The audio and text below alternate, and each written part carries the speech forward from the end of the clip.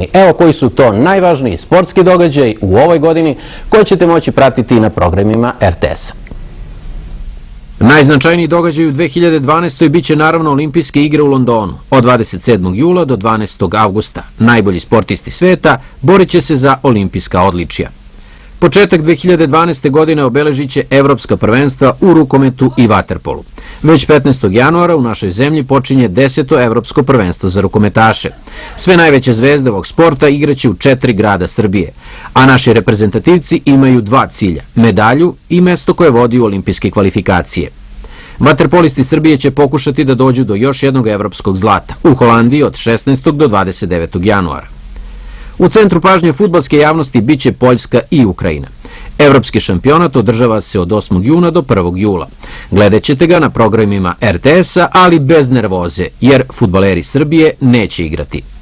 I ove godine pratimo naše teniske reprezentacije. Teniseri Srbije od 10. do 12. februara dočekuju Švedsku u meču Davis Kupa u Nišu. Teniserke u Federation Kupu gostuju u Belgiji 4. i 5. jula. Prvi teniski Grand Slam je Australian Open i počinje već 16. januara. Novak Đoković brani titulu. 19. maja dobit ćemo osvajača Fudbalske lige šampiona. U Minhenu će biti odigrana finalna utakmica i naravno pratit ćete je samo na RTS-u. Najbolji atletičari Evrope okupit će se u Helsinki od 27. juna do 1. jula. Među njima bit će i naši aduti Ivana Španović, Dudaš, Biljana Topić.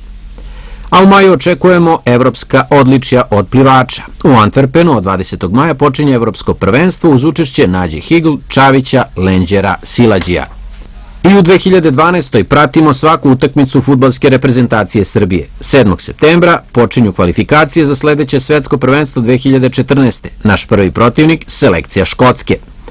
U kvalifikacijama za evropsko prvenstvo košarkaši Srbije startuju utakmicom protiv Crne Gore 2. septembra.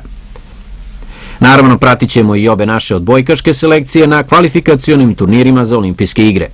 Evropski šampioni zaslužuju put u London.